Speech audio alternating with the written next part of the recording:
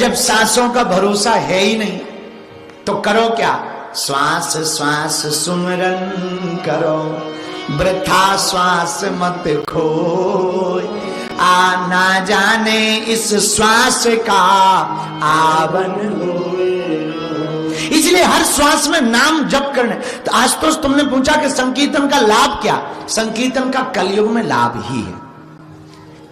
सब युग की अपनी अपनी बात है। सतयुग में अलग है, त्रेता में अलग है, द्वापर में जब कोई यज्ञ, त्रेता में जब कोई यज्ञ करता था तब भगवान की प्राप्ति होती थी। सतयुग में कोई तप करता था तो भगवान की प्राप्ति होती थी।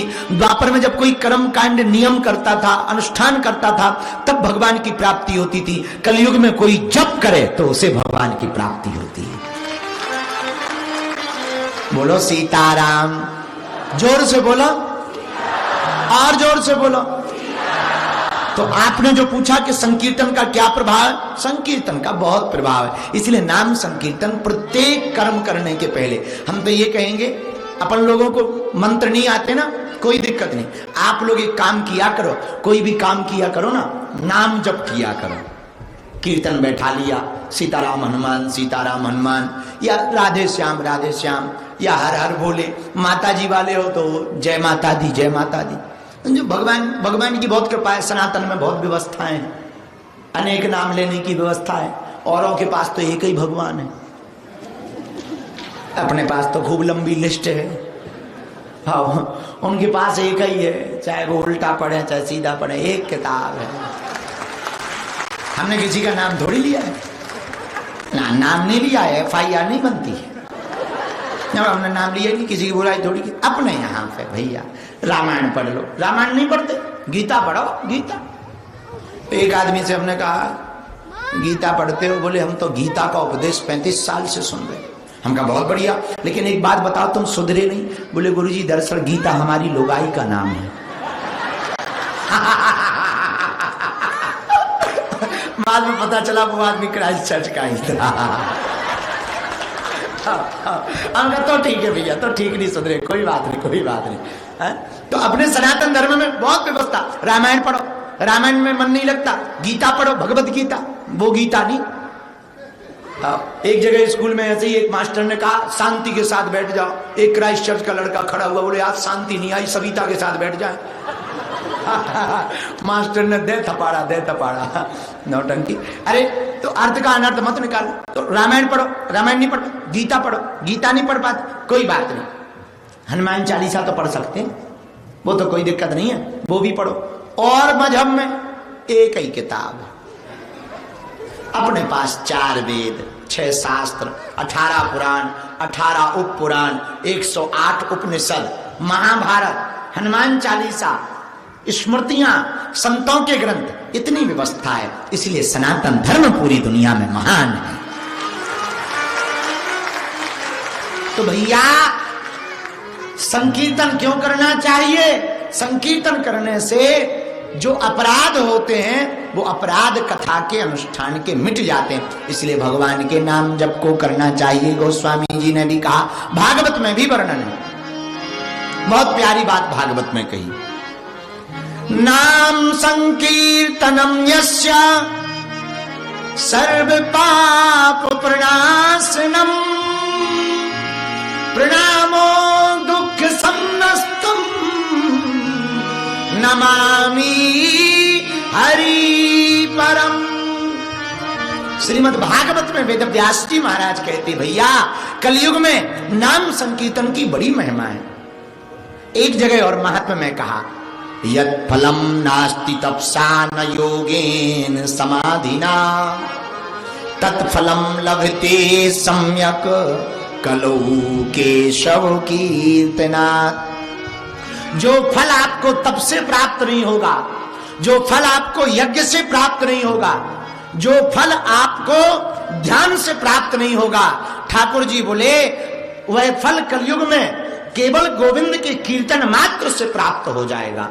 तो आशुतोष जी, आप भजन नहीं कर पाते चलेगा, मंत्र नहीं बोल पाते चलेगा, श्लोक नहीं गा पाते चलेगा। आप भैया गीता श्रीमद् भगवत गीता नहीं पढ़ पाते, चलेगा। वाल्मीकि रामायण नहीं पढ़ पाते, चलेगा। रामचरितमानस नहीं पढ़ पाते, तब भी चलेगा। केवल और केवल कलयुग में तुम जहां हो वहीं नाम संकीर्तन करना प्रारंभ कर दो, इतने में भी हमारे ठाकुर जी प्रसन्न हो जाएंगे। लेकिन एक शर्त है। पूछो क्या? पूछो। तुम्हारी जिह्वा नाम कीर्तन ना करे, दिल भी बोले। हमारे दादा गुरुजी सुनाते थे बचपन में, राम राम सब कोई कहे पर दशरथ कहे ना कोई, जो एक बार दशरथ कहे सो कोटि यज्ञ फल हो। अच्छा, इसका मतलब ये नहीं है कि तुम कल से दशरथ दशरथ कहो, राम राम छोड़ दो, कल से कहो भैया जब दशरथ जी से ही कोटि यज्ञ फल। ना ना ना, दशरथ का अर्थ दूसरा है। 10 रथ, 5 कर्म इंद्रियां, 5 ज्ञान इंद्रियां, ये दोनों मिलाकर के होती हैं 10 इंद्रिय। इन 10 इंद्रियों के ऊपर बैठा है मन, जो मन रूपी रथ पर बैठ करके भगवान का नाम एक बार ले लेता है, उसे करोड़ों युग का पुण्य फल प्राप्त हो जाता है। करोड़ों यज्ञों का फल प्राप्त हो जाता है। बोलो सीताराम। जोर से बोलो, और जोर से बोलो, और जोर से कहो। इसलिए कथाओं में अगर नाम जप किया जाए, आहा, घर पर नाम जप किया जाए तो ठाकुर जी प्रायः धन्य है। महाराष्ट्र की एक भक्तनी माता, महाराष्ट्र में एक बड़ी प्यारी भक्तनी हुई, बहुत सिद्ध भक्तनी हुई, इतनी प्रबल भक्तनी हुई। उपले जानते हो आप लोग? हैं? कंडे, कंडा जानते हो? गोबर के। वो जब गोबर के उपले बनाया करती थी जनाबाई, तो महाराष्ट्र में एक ठाकुर जी हैं विट्ठल भगवान, तो वो विट्ठल विट्ठल कहती थी। एक बार एक महात्मा को पता लगा कि यहां एक ऐसी स्त्री रहती है जो बड़ी भक्तनी है। उन्होंने सोचा चलो दर्शन कराएं। वो एक उसी गली से निकल रहे थे, पूछने ही वाले थे, तब तक सामने लड़ाई हो रही थी। तो महात्मा ने पूछा, भाई तुम लड़ क्यों रही हो देवी जी? तो वो दोनों स्त्रियों में से बोली, महाराज इसने हमारे कंडे रख लिए, उपले। तो पड़ोसन बोली, झूठ बोल रही है, हमने अपने उठाए। तो महात्मा बड़े आश्चर्य से हंसने लगे, बोले भाई कंडे किसी के हों, आधे आधे कर लो, लड़ाई खत्म हो जाएगी। तो भक्तनी माता बोली, महाराज कंडे की लड़ाई नहीं है, कंडे की इस बात पे लड़ाई है कि हमारे वाले कंडे इसने ले लिए। तो महात्मा बोले, एक बात बताओ, तुम्हारे वाले कंडों में सील सिक्का लगा है क्या? या तुम्हारे वाले कंडे गोबर की जगह चांदी सोने के? बोले नहीं, है तो गोबर के और कोई सील सिक्का नहीं है, पर एक पहचान है। बोले क्या? बोले महाराज हमारे वाले कंडों को कान से लगाओ तो वो विट्ठल विट्ठल बोलते हैं। तो महात्मा बोले, क्या पागलपन है, नाम क्या है तुम्हारा? बोले महाराज इस दासी को जनाबाई कहते हैं। अरे बोले हम तो तुम्हारे ही पास आ रहे थे, हमने तुम्हारा बड़ा नाम सुना। अरे बोले महाराज सब ऐसी बेफिजूली का नाम है, पहले हमारी लड़ाई दूर करवाओ, हमारे कंडे हमें दिलवाओ। महात्मा बोले, अब ऐसी बात है तो जरा चेक करते हैं। तो महात्मा ने पहले पड़ोसन के कंडे उठाए, कोई आवाज नहीं, पर जैसे ही जनाबाई के हाथ के बना हुआ कंडा कान में लगाया तो कंडा भी जोर जोर से चिल्ला करके बोला, विट्ठल विट्ठल विट्ठल विट्ठल विट्ठल।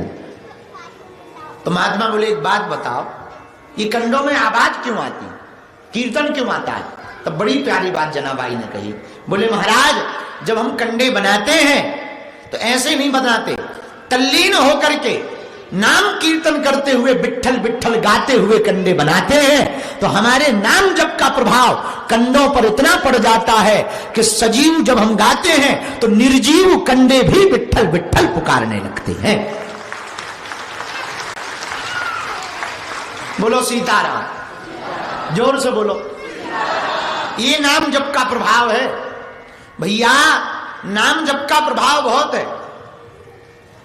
और हमारे राम जी का नाम तो इतना मंगलकारी है, कल्याणानाम निधानम कलिमल मथनम पावनम पावनानाम